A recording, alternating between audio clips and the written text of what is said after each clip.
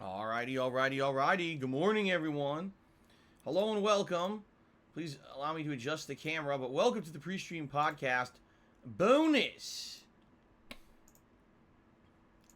edition. You may say, why am I look? Oh my God, look how pink I look. This is ridiculous. Now we gotta fix this. Hold on a second. Bonus edition. Why am I saying it's bonus edition? Come on. There we go. Better. I'd rather look pale than, like, nuclear. I don't know why the white balance on the camera gets, like, such extremes. Alright, anyway. Welcome to the PreStream podcast bonus edition, which I've now said 17 times. Why is it a bonus edition? Because today is my 7th straight day of streaming. 7 days. It's almost like the girl from The Ring called and said, hey, 7 days and you're dead, motherfucker. But it ain't that serious. It's basically my wife's work schedule has been shifted around, shuffled around, and because of that, my day off is tomorrow this week. Originally it was going to be today, but then it got bumped to tomorrow, so I'm here for an extra additional day. I also want to say welcome to those who are here despite daylight saving time starting yesterday, which means all my streams are now starting an hour earlier. Excuse me. And that means that there's confusion, of course. People already this morning were like, what, Phil's here today? Phil's here now? At this time? What's going on? They're all confused. Well, yes, I'm here today, I'm here now, and incidentally, okay, this episode of the PreStream podcast is actually going to be the most jam-packed full of news all week. This week has been a pretty dead week. And it's funny because I always say, whenever there's going to be game news, it always tends to happen on my day off. Well, today was supposed to be my day off, and there's a ton of game news. But I'm actually here for a change. So, I actually get to talk about it. Cool. And I hope you guys are ready for that, all right? So, full day today of streaming. First of all, before we even get started, I have a momentous announcement. Ladies and gentlemen, as of this morning, DSPGaming has reached 197,000 subscribers. Yes. So, whether you are a longtime viewer, whether you're someone who joined somewhere along the way, or whether you're someone who just recently started watching and subscribed to DSPGaming, thank you and welcome. I know that many of you probably jumped on just in the last couple of weeks. I saw a very large increase in the amount of subscribers that I have on the channel since Elden Ring launched. No surprise, I've been telling you guys for months this was going to happen. I said when Elden Ring comes out, there's something very special that happens when a FromSoft game comes out. People come in droves, whether it's people who haven't watched my stuff in a long time and they come back, whether it's people who are just turned on to my content for the very first time because they hear about my playthrough or they come check it out, they see it in search results or related videos or whatever.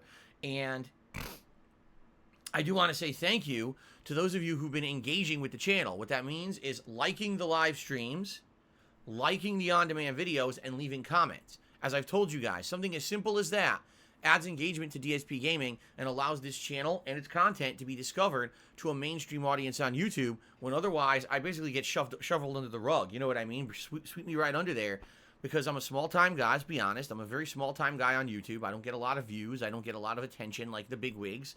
And so it's hard. It's hard to get noticed on YouTube at all.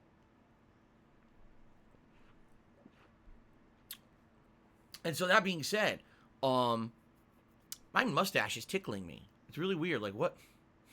It's not. It's a nose hair. Yep. I was like, I think my mustache is tickling me. No, it's a nose hair that was bothering me. There we go. But yeah, this has been great. You know, Elden Ring's now been out for over 2 weeks, and I've been enjoying the hell out of it. As you know, I'm about 40 hours into the game now. With any other game 40 hours in, this would be the end of the playthrough. I'm about a third into Elden Ring. That's how long it is. That's how crazy this game is, okay? And I'm obviously excited for more. You know, I'm playing it nonstop pretty much. It's been a wild ride, and I know it's going to get even wilder the further in that we get. I'm excited today to be checking out the manor. I don't know exactly what the manor is called. Something manor at the upper left-hand corner of Liurnia or whatever. But I'm definitely excited for more, and definitely the game has brought tons of new attention to the channel. Increase in views, increase in engagement, increase in everything pretty much. The only thing there hasn't been an increase is members, but I'm not going to sit here and talk about that today. We talked about it multiple times over this weekend. I'm just not going to bother with it because there's no point in me getting upset about something I can't control, okay? But literally everything else, all right?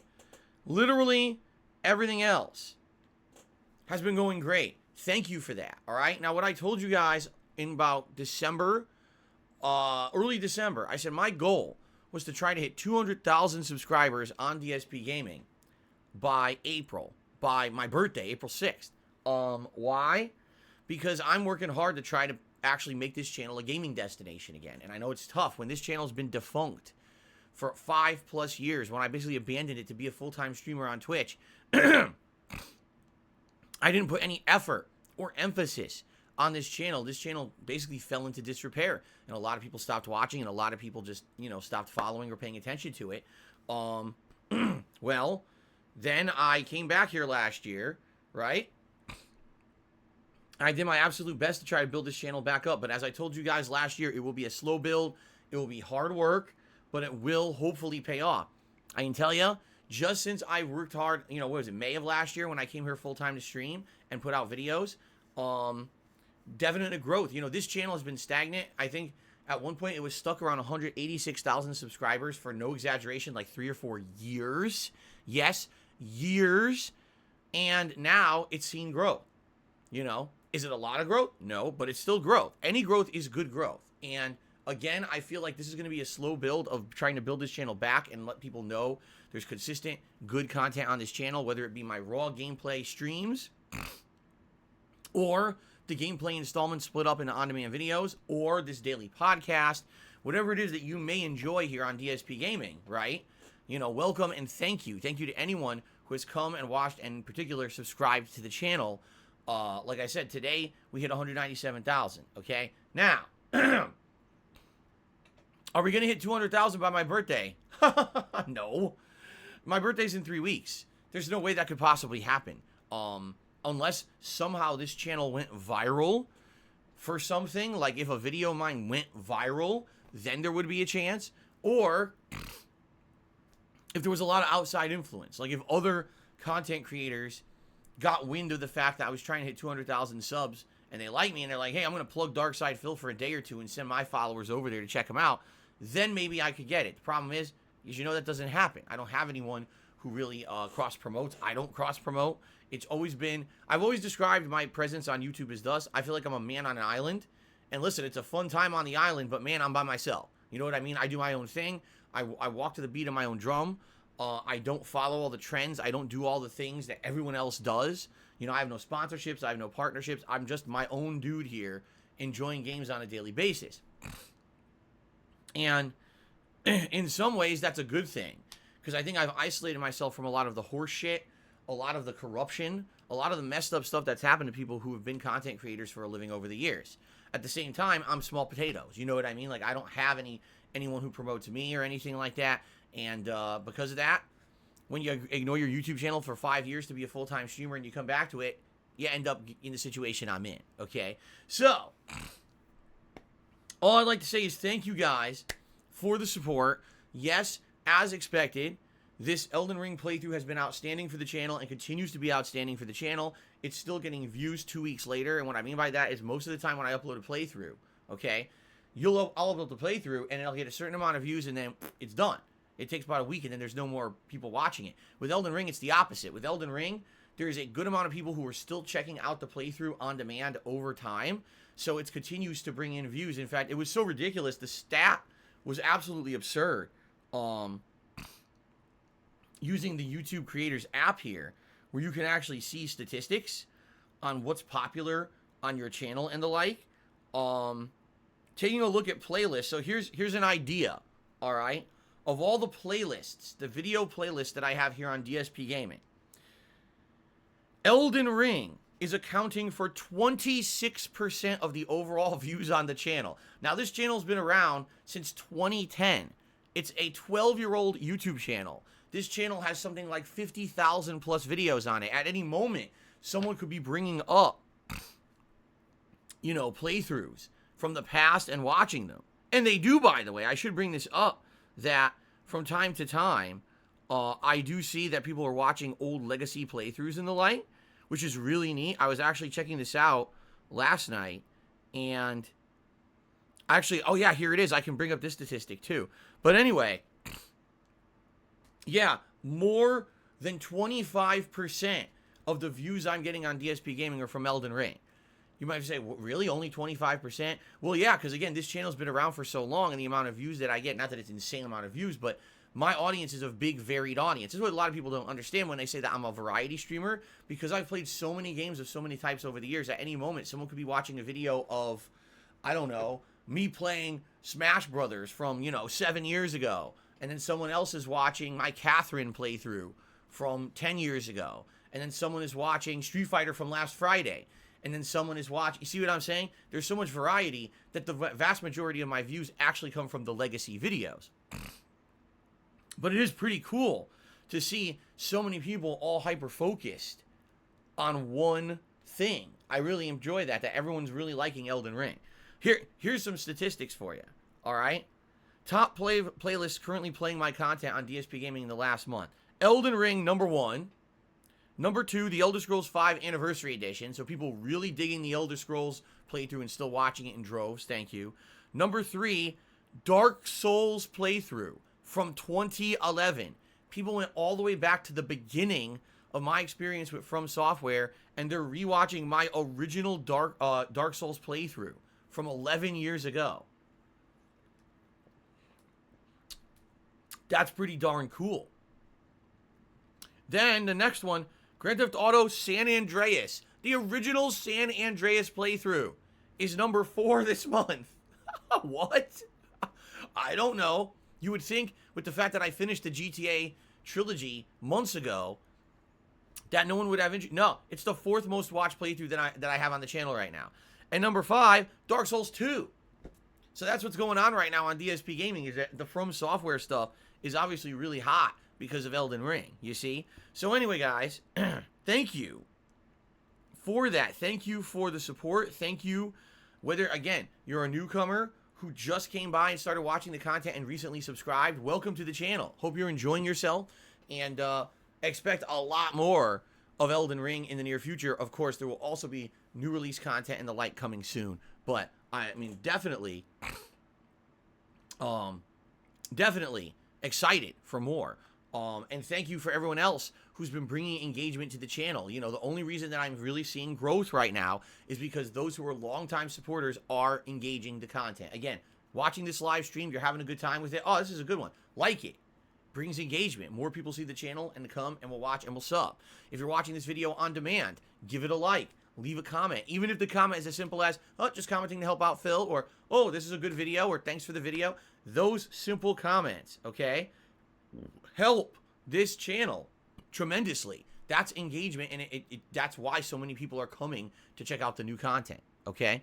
Now, my original hope was that we were going to hit 200,000 subscribers for my birthday, and I was going to do a special big celebration where it was going to be a birthday bash combined with a 200,000 sub celebration. It doesn't look like it's going to happen. In fact, even with Elden Ring, okay, the last month I got around between 700 and 800 new subs to the channel. Obviously, a good number would be like 1,000 a month would be really good if I could get that. But even then, if I was getting 1,000 a month, I wouldn't get it in time for my birthday. In fact, the rate I'm currently going, it's looking more like May, June, July, like sometimes in the summer, I may actually hit the 200,000 sub milestone. And when I do, at that time, I likely will set up and do something special. Maybe some kind of a special celebratory event, a retrospective. I'm not sure what I will do, but we will do something special when we hit 200,000, okay? But that's the difference between someone who's going viral on YouTube and not, is that it's a slow growth process. It's a natural growth, or as they call it, organic growth process, as opposed to, oh, popular just for the sake of being popular and everyone's clicking on it because everyone's clicking on it. You see what I mean? Okay. So thank you guys so very much for that. Really. I mean, it means a lot to see that the channel is growing consistently for the first time in many, many years. Again, this DSP Gaming was stagnant for the longest time, and now to see it growing again is really awesome. Okay? We actually have some game news to talk about today. 3 news stories. that I'd like to address on the PreStream podcast. But before we do that, let's talk about the schedule for the week so you guys know what to expect. All right. Today, when normally I wouldn't be streaming, I'm streaming. Full streaming day. Okay? Full streaming day. What are we doing today? Elden Ring. What a shock. Mainstream is Elden Ring. 3+ hours of progress. We just finished up the Academy and did a lot of odds and ends. What we're going to do today is a little bit more odds and ends because I was thinking last night, oh, I forgot. I have a new spell book with incantations to give to the turtle at the Church of Vows. I would definitely like to do that so I can unlock more spells and see what spells are available.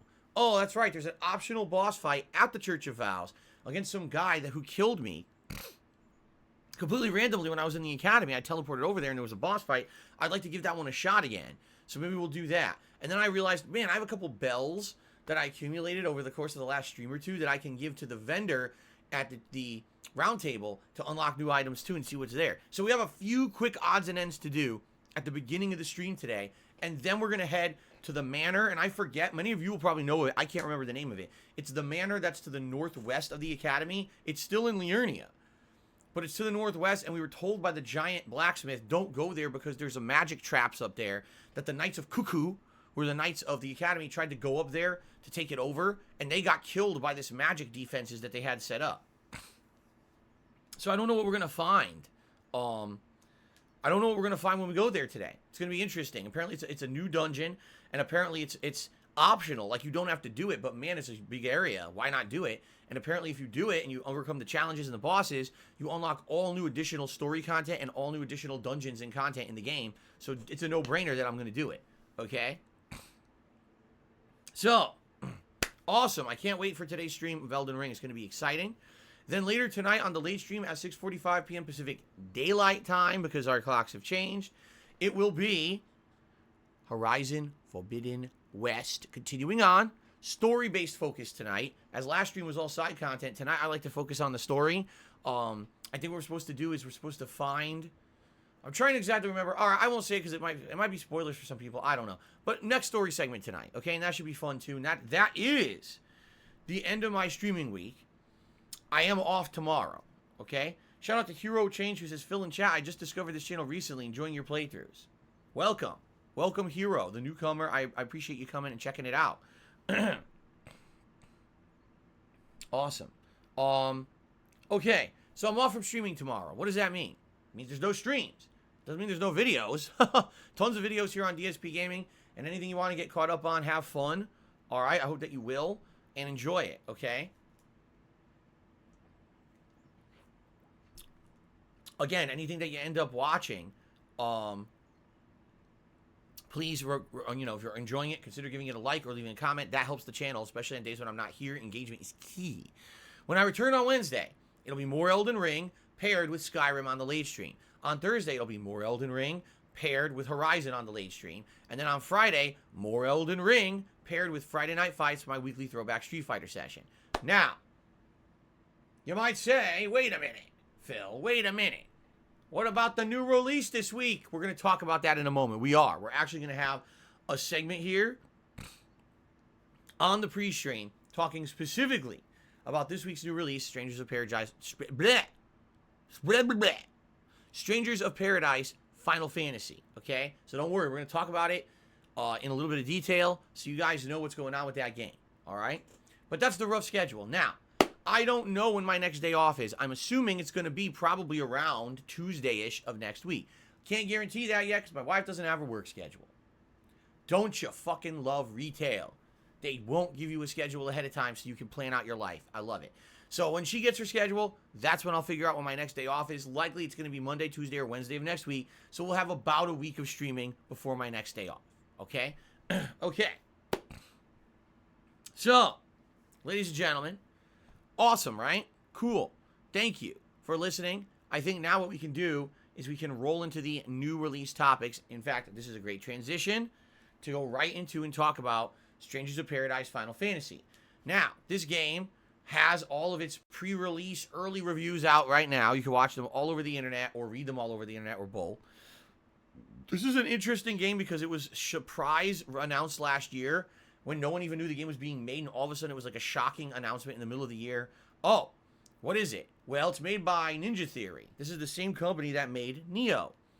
And they did a surprise, like beta / demo last year.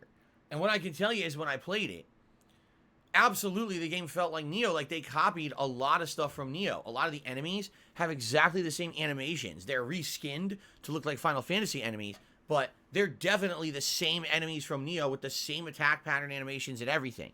When I did the main gameplay and combat, I actually felt the combat was interesting because it combined elements from Final Fantasy with a more action-based combat system, but it also had RPG elements to it with the casting and things like that. So the combat itself felt kind of interesting, all right?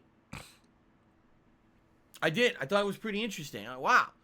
But then, as I continued to play the demo, all right, but now, now I think I actually look better when I was pink. Hold on a second here. I do look better like this. I'm going to leave it like this. This looks better. You know what it is? I was super pink before. Now I'm not super pink. Now I'm just regular pink. I look human now instead of like a vampire. Like I don't look like Dracul.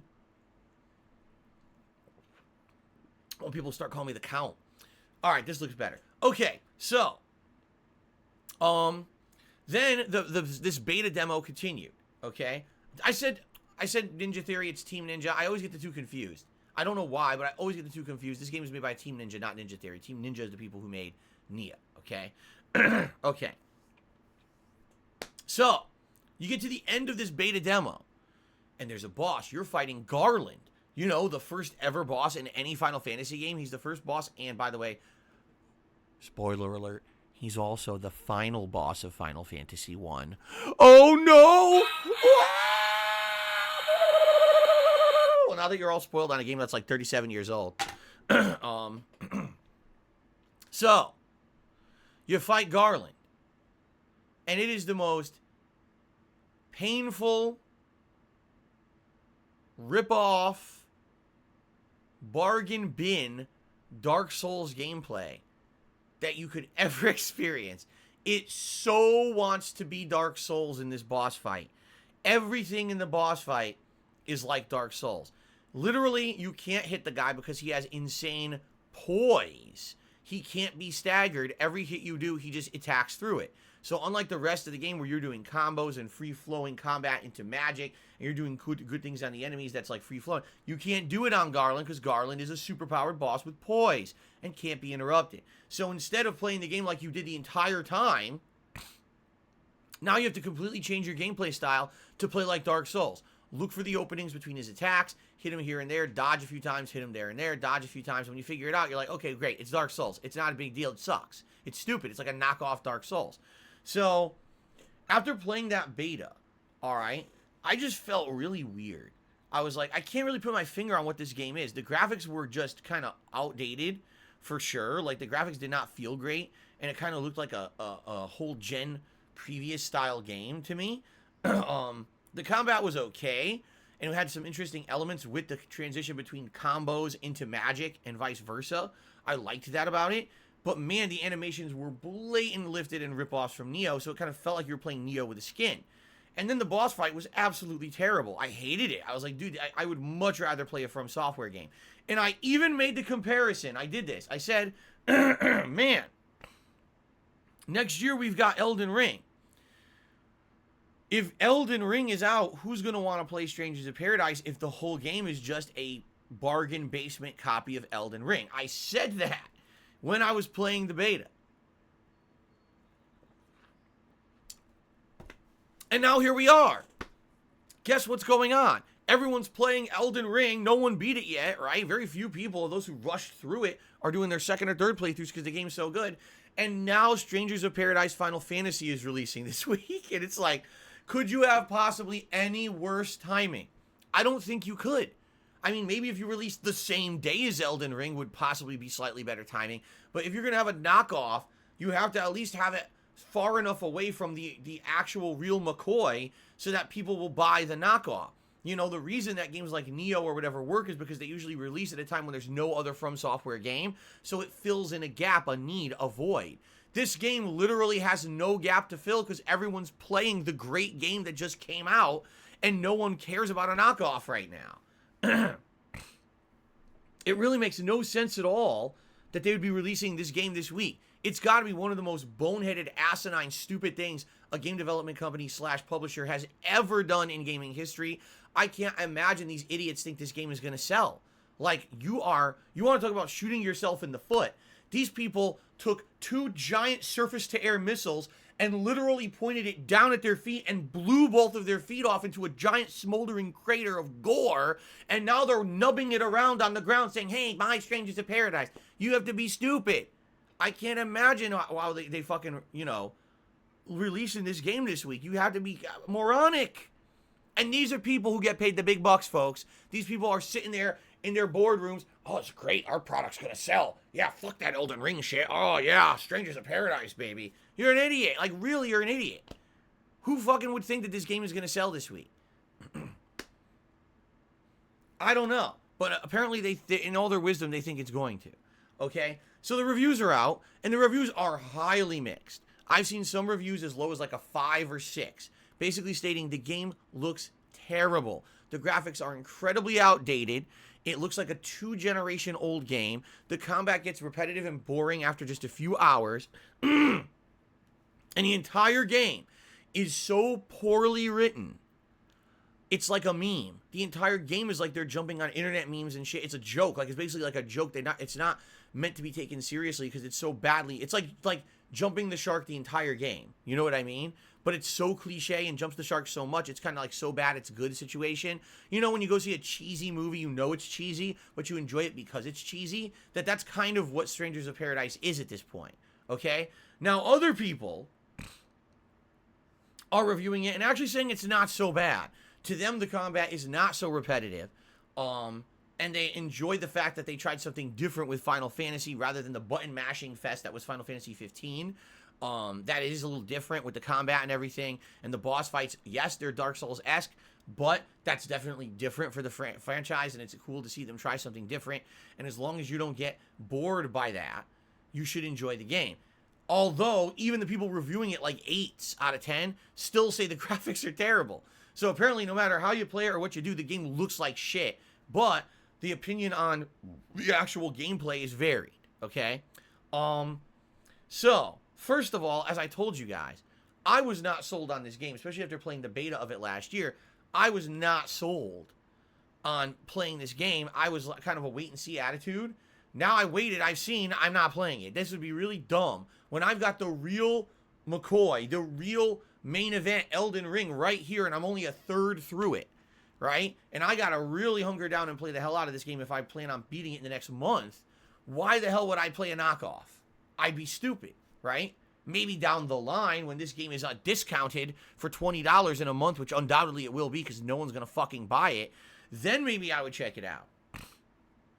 But there's absolutely no way that I'm going to be buying Strangers of Paradise right now and playing it when I need to focus my time on Elden Ring and then getting through Horizon, right? And all that stuff, because by the way, at the end of this month, there is 2 new releases I'm absolutely playing. Ghostwire Tokyo, completely unique game. Completely interesting situation. The guy who designed the game, is it Shinji Mikami? The same guy who originally designed games such as like Resident Evil 4 and went on to do, The Evil Within. He's doing something completely different with this game. It looks really interesting. I hope it pans out to be an entertaining game to play. It certainly looks like an entertaining game to watch. The visuals and the monsters are like very unique and interesting. So I hope it ends up being a great game. But I'm playing that for sure. And also, I'm very interested in a new Kirby game. There has not been a Kirby game in many, many years. This one is stacking up to be pretty good. It looks quite good. And that would be a perfect game for a chill late stream, especially when maybe I finish up with Horizon. Okay? There's no way I'm putting your name on the leaderboard. Pick of 9 dogs fornicating. It's absolutely disgusting. I appreciate the super chat, but you should change your name. That's disgusting. No one on YouTube wants to see that name either. You're a freak. Okay. Okay. So anyway, that's what I'm focusing on. Elden Ring now, beating the other stuff, getting Horizon done, so then at the end of the month we can get Ghostwire Tokyo and Kirby into the mix while I continue to play and beat Elden Ring. All right? Forget Strangers of Paradise. Now that the reviews are out, no way am I wasting my time on this. This seems like a game for everyone. It's a wait till it's cheap in a month because no one's buying it now, and then buy it for 10, 20 bucks next month, and then play it when you're done with Elden Ring kind of a deal. That's what it feels like. They really screwed themselves up with this release timing. I mean, super boneheaded. Okay. All right. Next news story today. Ladies and gentlemen, you may not be aware of this, but the sequel to Sonic the Hedgehog the movie is actually coming out within a few weeks. Now, for those who don't remember, Sonic the Hedgehog, blockbuster hit. It came out right at the beginning of the pandemic, and in fact, it was basically the last major movie to be released in theaters before theaters shut down because of COVID. And it was a ginormous blockbuster hit, and no one expected it to be. If you remember, originally, the Sonic the Hedgehog movie was going to have insanely bad, deformed, weird-looking, hyper-realistic Sonic. He looked terrible, and everyone on the internet who saw the previews laughed at it and made a joke. So there's no way we're seeing your shit movie. This Sonic looks terrible. So the movie makers went back, listened to the feedback, okay? And basically, after listening to the feedback, they said, oh, we'll change him to be more like the game. They did, and then they continued to listen to feedback. They tried to tie in with Sonic the Hedgehog video game and the fan base, and the movie ended up being an incredible success. Now, I've never seen it, because I haven't seen movies in about 7 years, and I probably won't ever see a movie ever again. But despite that fact, I've heard very, very good things about it. And so they immediately greenlit and went ahead to make a sequel, okay? And we've been seeing over the last year, all this information about the sequel has Knuckles in it and everything. So the new movie comes out on April 8th, okay, 2 days after my birthday. Cool. It's a good timing. There's really nothing else going on around then, besides my birthday. And, yeah, right. And, so they've now begun the marketing blitz for the movie. You're going to start seeing advertisements on television. But I saw this morning arguably one of the coolest advertisements I've ever seen in movie history. You want to talk about a company that gets it and gets its fan base, all right? Ladies and gentlemen, I present to you the ad for Sonic the Hedgehog the movie 2. I'm going to scoot over here a little bit so you can see it. How cool is this? They literally took the real game box from Sonic the Hedgehog 2 from the early 1990s, and all they did was tweak it a little bit, and they made the poster for Sonic the Hedgehog 2. That's arguably one of the best pieces of marketing I've ever seen. Not only does this appeal to the longtime fans of Sonic the Hedgehog, because it's exactly the same poster, but you couldn't tell. Like, newcomers to the franchise or people who've only known Sonic recently since the movies wouldn't actually know that that's a throwback. So it's like, if you know, you know, and you really appreciate that they put that effort in to tie into that fan base that's been a long time fans. But if you don't know, it doesn't matter. It's still an awesome movie poster, right? That is, seriously, like, that's ingenious. And I've said this all along. I said, you know, video game success is part the quality of the game itself, part timing of the release, and part marketing, right? In this case, this marketing is outstanding. Like, whoever did this needs, like, a raise and needs to be hired to promote 10 other movies. Because if they can do this kind of good marketing, you know, this poster alone is going to get some people to see the movie. People who are longtime fans of Sonic are going to say, I want to go see this movie right now because look at how cool it is that they tied into my childhood, right? I feel the same way. Sonic the Hedgehog 2 is my very favorite Sonic game and my favorite Genesis game of all time. So watching this, I'm like, wow, I didn't even see the first movie, and now I kind of want to see Sonic 2. You see? By the way, subtlety. Why subtlety? Because guess what? Knuckles is in this movie and is a big part of it. He's not even on the poster. Save some of that shit. Subtlety in 2021? Don't completely give away the entire plot of your movie, all plot points, characters, and exciting scenes just on the movie poster? No shit. This used to be something that they used to do all the time. Subtle advertisement, so when you go to see the movie, you're actually surprised and pleasantly shocked at how good it is, especially if it has characters in it you didn't know were going to be in it. Like, I remember going to see the Teenage Mutant Ninja Turtles movie, all right? The live-action one. Yeah, that's a long time ago. And I remember within the first, like, 20 minutes, Casey Jones arrives and he's fighting Raphael in Central Park, and you're like, this is fucking awesome. Casey Jones is a main character in the television show. He comes back for a ton of episodes. He's a really cool character in the comics, and to see him be a major part of the movie and actually be in it. But was he on the poster? Did you know he was in the movie? No. They did a good job of keeping it secret, so when you go to see the movie, you're pleasantly surprised. Same thing here. I like how they didn't fuck around and just reveal everything about the movie in the movie poster. That's good. So, great, absolutely great marketing. I hope the movie does well. Looks good. Maybe one day I'll see them. Who knows? Okay.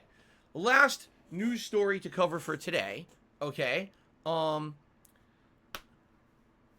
There was just announced this morning a shocking announcement. Sony is going to do another State of Play digital broadcast. Now, they just did one a few days ago. I talked about it here on the PreStream podcast, right? It's surprising that they're doing another one so quickly. It's actually going to be this Thursday, the 17th of March, 2022, okay? And it's going to cover, of all things, Hogwarts Legacy. Yeah, a game that we heard about many years ago, the Harry Potter game, right? And we heard a bunch about it, and then all of a sudden it kind of went media dark. And then there was all this controversy on the internet because I guess either the main game director or one of the game directors had done controversial posts on the internet 10 years ago, and people were attacking him for it, and then he said, well, fuck this, and he revolted against it, and then I think he quit the game or they fired him or something. Bullshit drama, right? It has nothing to do with the fucking game at all, but everyone today has to be tied up in some kind of stupid bullshit drama that ruins everything, right? So,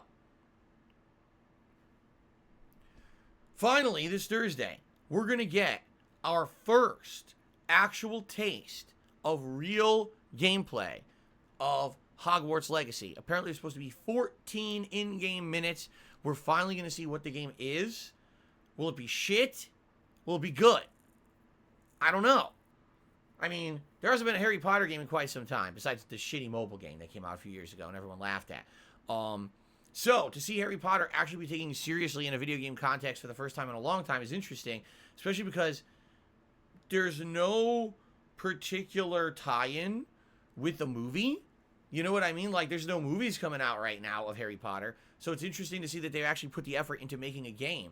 Now, the question is thus: if this game comes out and is decent, are the fans of Harry Potter going to come out in droves and buy it? Because there's tons of them. But are they going to say, oh, let's go play the Harry Potter game? Or are they an audience that basically they read books, they watch movies, but they're not going to cross over into the video game medium? Because I kind of feel like they're banking on that. And if that group does not cross over, then the game probably will not be successful, you see? I mean, I'm sure there's going to be some people who are going to check it out regardless. But like, for example, am I a fan of Harry Potter? Yeah, to some extent. I've seen every movie. Have I seen every movie 100 times, memorized the lines, own all the books, met the actors, have autographed pictures? Do I have my own wand and wizarding robe? Do I say expecto patronum every morning to pretend like I'm turning lights on in my house? Do I, you get the picture, right? Do I cosplay as fucking Hagrid or whatever his name is? No, of course, you know what I'm saying? I look like him now. But, you know what I'm saying? Like, there's people who are so heavily into Harry Potter that, like, it engulfs their life. To this day, even though there's no new Harry Potter movies, right? They still, no, someone just said that's the wrong spell. I think you've made my point. You made my point. There actually is a giant fan base for Harry Potter, and it could actually create a lot of success for this game if the game is decent. But the question is, will the game be decent? And I guess we're going to finally get our... What? Hank just said, why is Hagrid presenting the podcast today? Oh, my God. Oh, my God.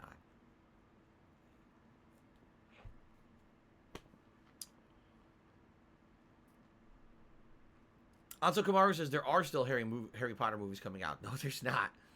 No, there's not. There are games in the universe, or games. There are movies in the universe coming out. What are they? Fantastical Beasts and Where to Find Them, because they're hidden in the back of your sock drawer behind a bunch of cobwebs. That's not Harry Potter. It's not. It's different. It's the same universe, but it's definitely a different style of movie, different style of narrative. They're not doing as well as the Harry Potter movies. You know, the Harry Potter movies were insane blockbusters. These are good, but not, you know, they don't blow you away. Oh my God, all the controversy around the movies. Oh, Johnny Depp's in them. Johnny Depp's not in them anymore. Now there's a new character recast. J.K. Rowling is a hateful bigot. We hate her guts now. Fuck her. It's not the same. Stop saying that. Okay. Anyway. Anyway.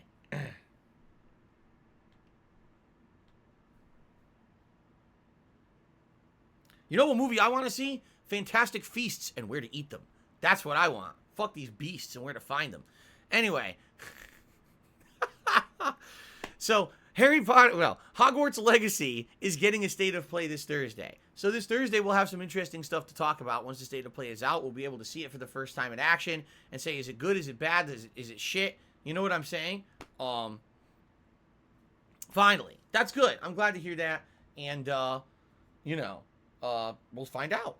Now, there is sadly a really piece of sad news to talk about today. It has absolutely nothing to do with me and my streams or video games in general, but being that I have been a wrestling fan in my life, I do feel like I have to talk about it. Pro wrestler Scott Hall, Hall of Famer, longtime legend in wrestling, used to be called Razor Ramon in the WWE, went on to be part of the New World Order, or NWO, in WCW, then came back to WWE much later in life. Sadly, looks like he's going to pass away. He was having hip surgery, and the surgery apparently went wrong with the anesthesia. He ended up having 3 heart attacks during the procedure, and has basically been in a coma and on life support. And basically the doctors have said there's no way they could save him. He's just going to be on life support forever. And the family apparently, like as of right this moment, is gathering at the hospital to say goodbye to him and take him off life support. And it's a terrible story. And, he's a legend. Like I say, he's a legend. You can watch his legacy of matches. He's done some of the amazing matches ever in pro wrestling, like the WrestleMania 10 Intercontinental title ladder match against HBK, Heartbreak Kid Shawn Michaels. And it's really sad to see the bad guy leave us.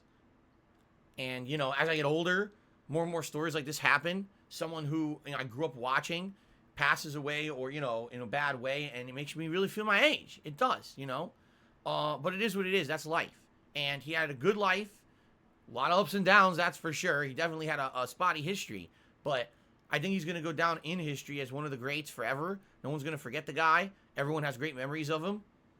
And, I wish his family and friends the best. And that's really all I can really say about it. I'm sad about it, for sure. But, sucks. It's life.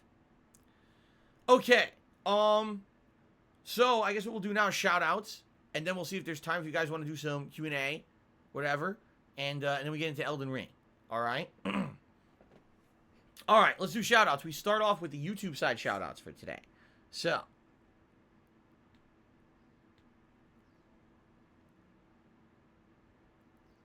Okay. We start off today with Ren Soja Dako Megiddo. That's a mouthful. Who became a super supporter of the channel. Thank you so much for not just the standard level of support, but a super supporter of the channel. Helps a little more, and I appreciate that. Manuel Almeida did a super chat, says, excuse me, super happy to see the channel growing. Well deserved, Phil. Despite all the bullshit, you persevere. Let's go. And, I'm doing my best to persevere through everything. The funny part is, and this is the truth, if you're here every day, you enjoy the PreStream podcast, you watch the gameplay, you watch the daily wrap, or anywhere in between, right? You probably like the channel. It's positive. You have a good time. I have actively done as much as I can to ignore any bullshit from outside this channel, because people on the internet constantly try to drag me through the mud for various reasons. I'm not going to go into them now because everyone has a different reason. Some people looking for their own popularity. Some people, just want to be nasty. But if you noticed, when you ignore all that shit and you're just here having a good time with the games I'm playing and enjoying the podcast and interacting with the community and chat, it's actually quite a positive experience, isn't it? It's only when you allow yourself to get sucked down that black hole of toxic drama that tries to get people involved all over the internet that you realize how stupid that is. And how it has nothing to do with the reality of what I do as a business. It really it doesn't. And boy, do they try, right?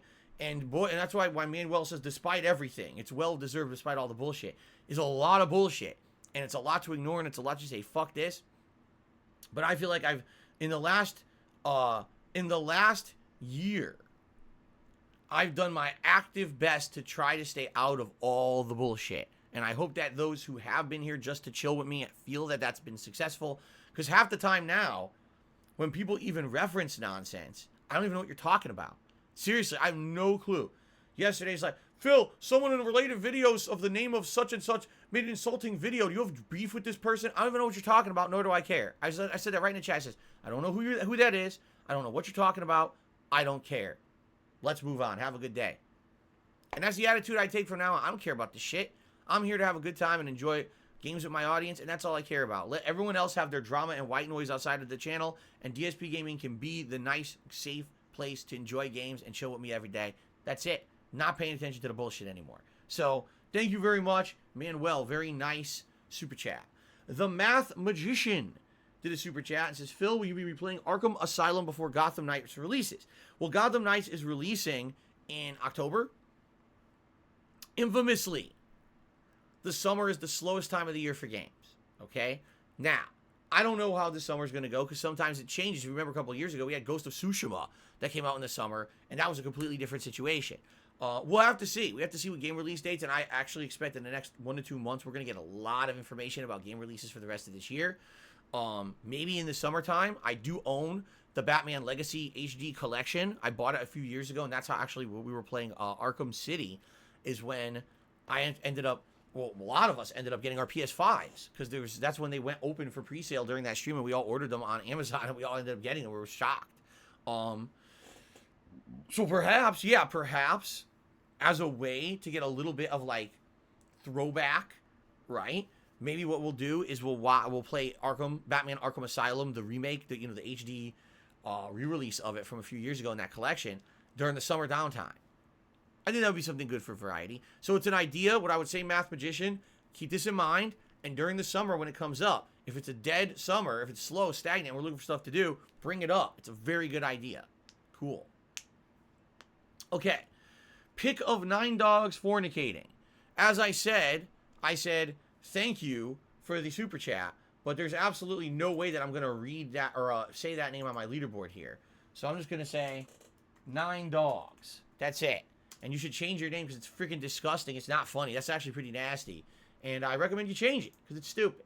But I thank you for the super chat. And he basically said they're a new sub and they love my stuff. Thank you. Okay, so now we rotate over to the tip side of things. There's one tip today so far. Pile of 12 turtles tipped $12 and says one of them crapped in here. Well, I don't know what's going on today. Thanks, pile of 12 turtles.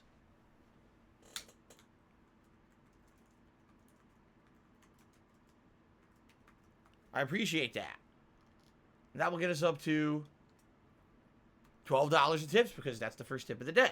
As you guys know, we have rewards in place for tips. $50 Gunner Glasses. $100 pick a hat for me to wear. $150 pick a vest for me to wear. Okay? Cool. By the way, as of now, it's cool, cloudy, and rainy. That means I could actually wear the platinum vest today. Shocking. I know it's the first time in like a week there's not full sun outside and my office isn't 400 degrees. So there you go. Okay. So, that's that for shoutouts, guys. Now, we still have some extra time.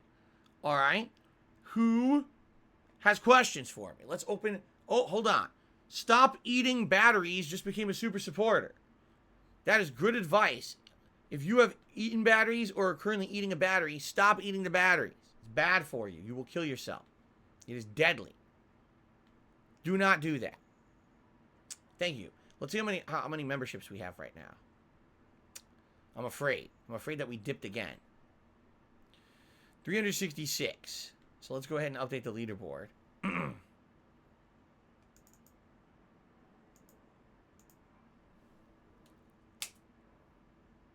366. Thank you guys for the support this morning. Okay, so who's got questions that they want answered this morning? Tag me in the chat. Have I ever had goreng ramen noodles? Never heard of them. Nope. Would I play any old Harry Potter games? I'm not aware. I never played a Harry Potter game. I don't even know what they are. I don't know what consoles they're on, if they're available for modern consoles at all, if they would even be accessible. I have no clue. So, if anyone has information on that, you know, I'm not against it. At the same time, I've never really heard anyone say, oh, they're great, you should play them, you know. Over the years, I mean, I've been a content creator for how long? A very long time. Never has there really been a demand for Harry Potter stuff, right? Okay.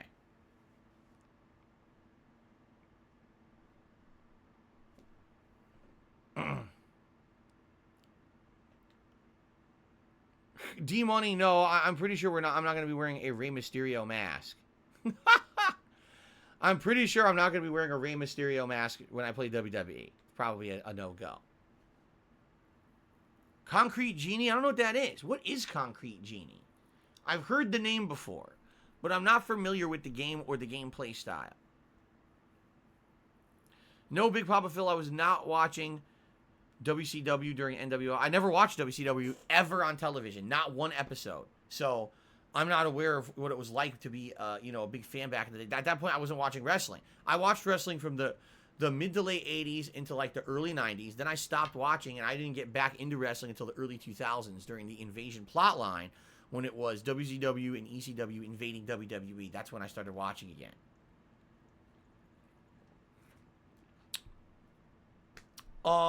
Gary BKK has just tipped a whopping $50. Thank you very much, Gary BKK, for the very generous tip.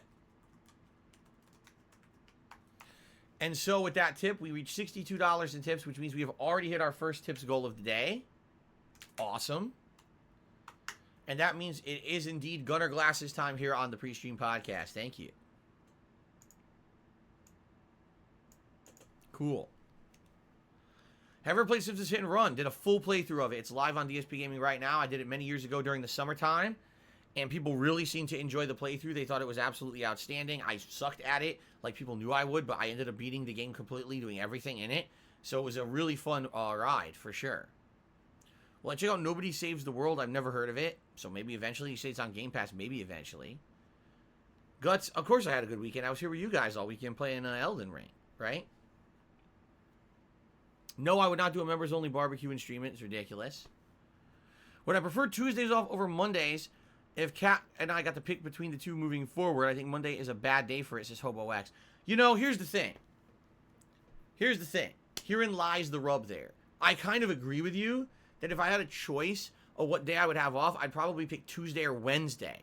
But Tuesday is actually a bad day because a lot of games come out on a Tuesday. Still to this day, I don't know why. But still to this day, a lot of games come out on Tuesdays. I don't know why. It's confusing that they come out on Tuesdays. I think that worldwide release on Friday is much better than a Tuesday release in the States, and then some places didn't come out and you have to wait till later in the week. I always thought that was a stupid practice. So if all games came out on Friday, then I would have no problem having every Tuesday off. The problem is if I have every Tuesday off moving forward, I might miss game release days. You see? So, you know, I guess we'll see what happens moving forward this year. At this point, we have no clue. We seriously have no clue. Her schedule keeps changing every week. It's ridiculous that it keeps happening. What are you going to do? Okay. Emil H with an insanely huge tip. $109.53. Holy shit, Emil H. Thank you. Let's get that on the leaderboard, right?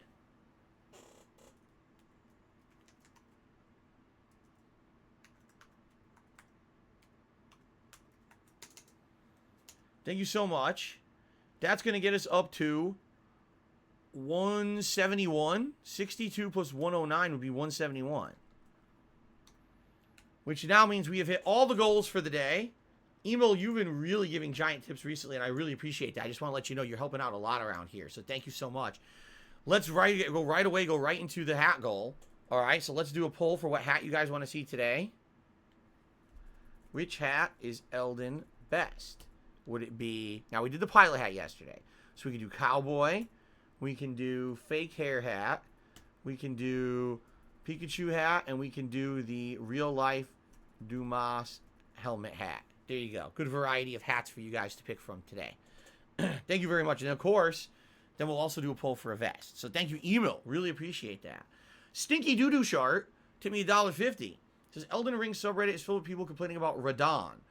First of all, I don't know about what Radon is. I didn't spoil myself on this character. I know there's memeing about it on the internet, but I stayed away from it to not spoil myself on whatever this boss fight is going to be. Are you ready for him? No, I don't even know what he is. How can I possibly be ready for someone when I'm playing blind? He unlocks after you do the manor. Okay, good to know. I didn't know that. You already have a teleport to him. Radon's boss place is in a dungeon. All right, I didn't know that either. I have many teleport places unlocked, that's for sure, so I guess we'll see. I don't know. We'll find out, I guess. All right? I really have nothing to say about it because I don't know anything about it. Okay. Jeremy Kyle says, what would you bring back or add when Street Fighter 6 is released? I don't know why people ask me this question incessantly. Seriously, I get this question like every other day. Okay, Street Fighter 6. Here's what I want. The return of footsies. The return of actual spacing gameplay. The return of the ability to react to what someone's doing. Like if someone jumps at you, you can actually do a fucking Shoryuken and knock them out of the air consistently, which you can't do in Street Fighter 5. The removing pattern play and instead making it that characters now have different kinds of styles. For example, in Street Fighter 2, you got characters that are pure range, you got characters that are interesting hybrids, you got characters that are up close, characters that are grapplers who don't have projectiles, but characters that have projectiles but also have other playstyle methods because they're hybrids and they go in between. Basically, when you play Super Turbo at a high level, you see a wide variety of playstyles and fun. When you see Street Fighter 5, you see every character played exactly the same way, the same pattern, the same guessing game, the same, ad nauseum safe mode gameplay. It's fucking super boring. It's rare when you see someone play Street Fighter 5 and actually do things that used to be popular in high-end gameplay. For example, there was a player, I saw this on Twitter, I think it was either earlier this year or last year, a high-level Guile player who would actually wait to see what their opponent was doing and immediately do things on reaction to it to blow through their moves. People were posting things on the internet like, wow, this is revolutionary, look how good the player is. And I was like, I agree with you, that player's good. That's literally what every single person used to do playing games like Super Turbo. But you made Street Fighter 5 such a shit game, it's rare to see someone use that kind of strategy because it's almost never needed, nor could it be well executed because the game's 100% safe mode patterns. You can't really punish shit in the game. So the game is so bad that people forgot about what competitive games are supposed to be. I want to see all that shit thrown away. Stop making, but it's so accessible. Yeah, it's accessible to people who don't understand competition. You want to make it accessible? Great. Make it easy mode bullshit and put that in a casual mode. But for tournament mode, make that shit actually fucking competitive. Not this garbage which ruins the whole fucking gameplay style of the game for the fact that you want to sell copies of the fucking game, which, by the way, didn't work. Street Fighter 5 sold way under what Street Fighter 4 did. It never caught up. It never got even close to what Street Fighter 4 did. Street Fighter 4 always had been a giant seller for Capcom, and Street Fighter 5 was considered a flop in comparison. Okay. Sosa Titan has done a $2 tip. Says, during the summer downtime, would it be possible for you to revisit Mirror's Edge 1? I think I speak for a lot of people that playthrough is iconic. Possibly, yes. I think it would be cool to replay that game with a modernized capture device, and everything, because probably, number one, I bet it runs good on the Xbox Series X. And number two, to actually have good graphics. Remember when I recorded it, it was just the camera and it looked absolute like shit. It probably looked really nice. Like, even with the outdated graphics, right? Because it is 2 console gens old. I bet it will still look good. Visually, that game was very stunning with the use of color and everything. Okay. Soundless Aaron says, if you could pick one game to get a sequel or remake, which game would you pick and why? Infamous. Infamous was a great series. And then it died because Second Son didn't do so well. I think it should have continued. There you go. Galaxicade says, I know you're a variety streamer. I wish you played more fighting games. You're good at them, and I love to watch it. The problem with fighting games these days, they really don't have a lot of substance. And what I mean by that is, take a look at fighting games, right? Take a look at King of Fighters that just came out. So the game comes out, and I play with a team, and I play through the arcade mode. Great. I try the training mode. Great. We go online. We play a little bit. Great. Now what do? There's no substance to the game. The game literally doesn't have any offline content. You know what I'm saying? It's all online play. And if you're reliant on all online play and your player base dramatically drops off within 6 days and every connection is laggy, you've got a major problem. And that's the state of fighting games these days, is not many of them have content. It's more like you buy the game, you mess around for an hour offline, you go online. It's all about just doing random online matches, and that's great. But then the games basically fizzle out and die within a week or two because the appeal of that game being a new game online dies when you see, oh, the connections suck. People already broke the game and found ways to make it unfun because they just do one thing over and over that you can't avoid online because the lag is so bad. You see, at least with NetherRealm, one thing that could be said for NetherRealm, even if you're one of the people who are of the mindset that their games aren't as competitive and tournament worthy or competition worthy as other fighting games, NetherRealm games have a ton of content. You usually get a pretty interesting, lengthy, and creative story mode. Then you get a crypt mode where there's tons of exploration, mini games, and all kinds of challenges added into the game because they want to add this replayability and content to it. And it's funny because sometimes the crypt mode can tie into things you do online too. So NetherRealm game knows what they're doing. They're appealing both to a competitive group of players, but also to non-competitive groups of players. And that's why when a NetherRealm game comes out, I usually give it a good amount of coverage, and I get a lot of traction out of it, because they put a lot of effort into the amount of content that's in the game. But most fighting games, to this day, are still bare bones. King of Fighters 15 is literally bare fucking bones. There's no effort put into that game outside of the online gameplay. There's really nothing to it. There's zero substance. So I agree with you, Galaxicade. I like fighting games. I would love to play them. But when I buy them, there's nothing to do. I played King of Fighters for 6 days, and I'm bored. There's nothing to do. I already saw the high-level gameplay. It's broken. It's unbalanced. It sucks. The online play is laggy. The player base fell off. What am I supposed to do? I don't want to waste time. I just don't. I got better things to do. I'd rather play old-school Street Fighter. Seriously. So I would hope Street Fighter 6 is great. I would hope maybe there'll be another Tekken. Maybe there'll be whatever the next NetherRealm game is. I'd be more than happy to play them. I just wish that they had more content for people who aren't about being hyper-focused on being a competitive player. And sadly, a lot of them just don't have that style of content. You know what I'm saying? Okay.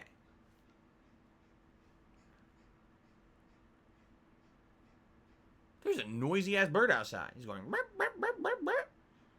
Congratulations. You made it on the PreStream podcast, dude. A few hundred people heard you all around the world, Mr. Crow. Loud. All right. Any other questions, guys? By the way, it looks like right now the real-life Dumas helmet is leading the hat poll. If indeed it wins, I'll put it on, but sadly that'll be the end of the Gunner glasses because I can't wear these glasses with that hat. For those who don't know, so that hat is very, very tight on my head, and actually, one day when I tried to wear these glasses, it actually pushed into my temples, and it gave me a bad headache. So after that, I was like, I can't do that again.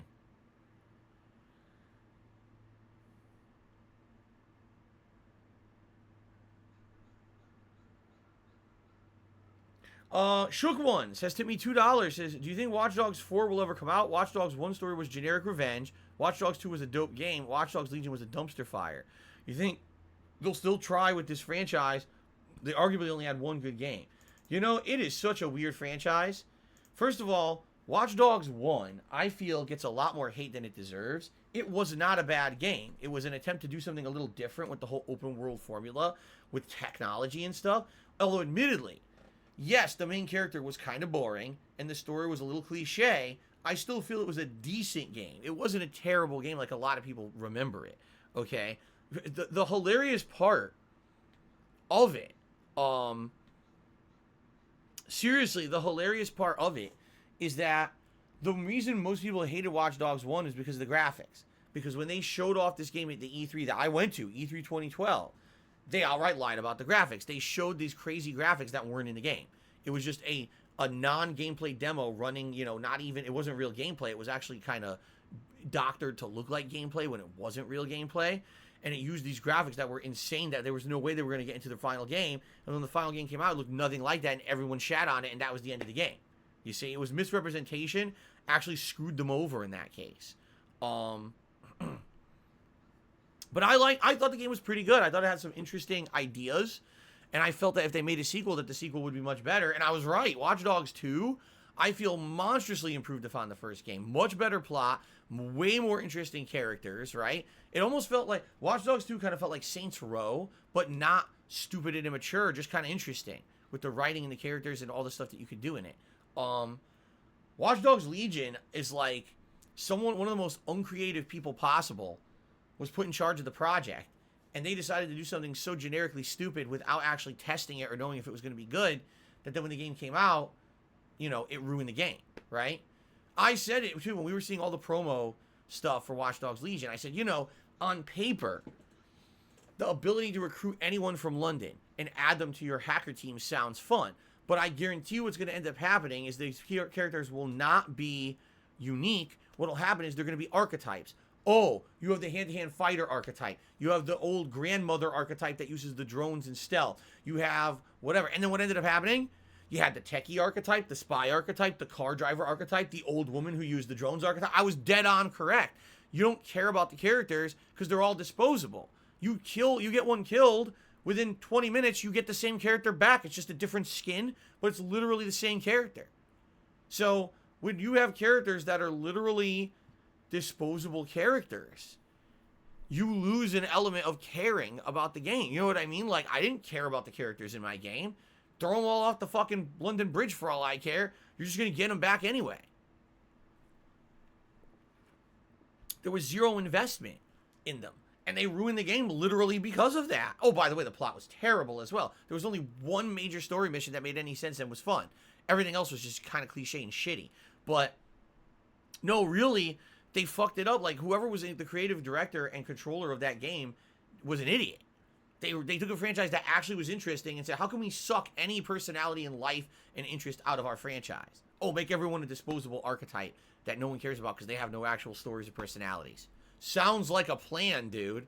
They were idiotic for doing that. Incidentally, the gameplay elements of the game weren't that bad. They actually had a lot more drone gameplay in the game than ever before. You could hover on drones and fly all over the city, which was actually a major part of the gameplay elements, which is nice. I actually liked that part of the game. But man, when the story is bad and the characters are disposable, you ruin half the appeal of your game. So what will happen with Watch Dogs 4? Will it be made? And well, you know, here's the question. How did Watch Dogs Legion sell? If Watch Dogs Legion sold decently, then they're probably making a Watch Dogs 4, despite the fact that most people panned Watch Dogs Legion and didn't like it. There's no reason why they wouldn't make another one. You know what I'm saying? It's all about money these days. It doesn't even matter if the game was good. If it made bank, they're likely going to make another one. Okay? So, I guess we'll find out. But I would say if it made money, yeah, they'll probably make another one. Shook Ones did another $2 tip and says, hashtag bring back Deus Ex. That franchise needs another chance. Yeah, what's weird about that franchise is at one point it was white hot, popular, right? Remember Deus Ex Human Revolution? That was in the earlier days of me being a full-time YouTuber. And that game, everyone cared about. I remember playing it, and I didn't know people were going to like it in my content style. Dude, people loved it. It was one of the biggest playthroughs I'd ever done at the time. People were like, Human Revolution is so cool because Phil's playing it in a certain way that other YouTubers aren't. So everyone plays it a different way and experiences a different thing in the game, which is really neat. And then when Mankind Divided came out, it basically was just like hold on. Deus Ex, which one? I'm now getting confused. I said the right one, right? Deus Ex Human Revolution, that was the first one, and Mankind Divided was the second one, right? I'm pretty sure I got that in the right order. I got confused in my head for a second there. So when Mankind Divided came out, okay, I thought it would be a hit. It looked like it was the same gameplay elements plus a better story and advancement of the everything. For some reason, at the time when Mankind Divided came out, there was an actual backlash against these open world RPGs in the first person. I guess maybe it was because there had been so many of them in a short period of time. I mean, that was also around the same time that Dishonored 2 had come out. You know, Thief had come out. You were talking about within a 2-3 year span, you had seen a lot of that style of game. And I think people kind of got burnt out on the whole go around, play however you want, you know, level up your character with either stealth or melee or tech hacking abilities, and also loot, that whole loot everything, you know. I think people kind of got bored with it. It's weird because it was a good game. I remember liking Mankind Divided a lot, but for some reason it didn't catch on. Like Human Revolution was one of my biggest playthroughs of that time. Seriously, it was like giant on DSPGaming. It was a huge popular playthrough. Mankind Divided, most people I actually wasn't really caring about and were like, wow, we're kind of bored with this. I was like, damn, you want to talk about a difference in reception? I think some games, they stay popular and prominent, and others kind of end up feeling outdated after a while. And I think that's what's happened with that kind of a formula. But I hear you. I thought that the Deus Ex games were good. I would like to see maybe a resurgence of Deus Ex. All right, it is official. The real-life Dumas helmet has won the poll. So Dumas helmet it is, but that sadly means that this goes away. No more Gunner glasses. I'm gonna sell these tonight. No more. They're banned from the stream. And then we have the real-life Dumas helmet here.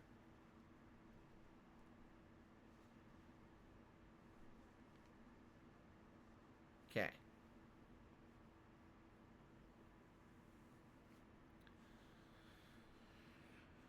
Very nice. Gotta get geared up for my combat today, man. Gotta stop those head hits.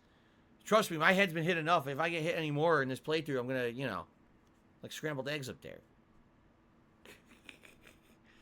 No, I'm not going to put the face mask over my mouth. That would be incredibly stupid. That's not even how it's worn. This is supposed to be to block your eyes and face to prevent someone from stabbing you. When you see a knight wear one of these, right, this guard comes down and blocks like this area. It doesn't block necessarily just the mouth. It kind of blocks this general area to stop piercing attacks to the face. You see?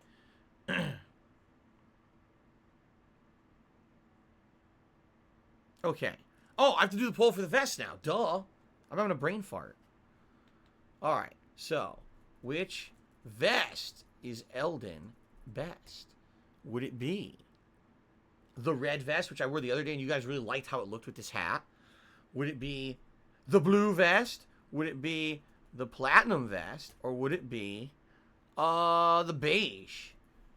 There you go. Okay. All right. So please vote on the vest. Guys, I think what we're going to do, we're actually going to adjourn the PreStream podcast because actually I have to use the bathroom. And I feel like I should do this now before we get started, because if we just start and then I say I got to take a shit, that's going to interrupt what we're doing in the game. So I think I should take a shit now before I start playing. So let's adjourn the PreStream podcast. Thank you guys. It was a good one. All right. Let's take a brief break, a few minutes for me to run and use the restroom. And then we'll come back to Elden Ring. And like I said, a few odds and ends. I got to trade in a skill book with the turtle. We got to trade in some bells for vendor items. Maybe fight that optional boss that killed me at the Church of Vows. And then we're going to go to the manor. I forget what it's called. Something manor. Not Volcano Manor. That's later. It's a different manor.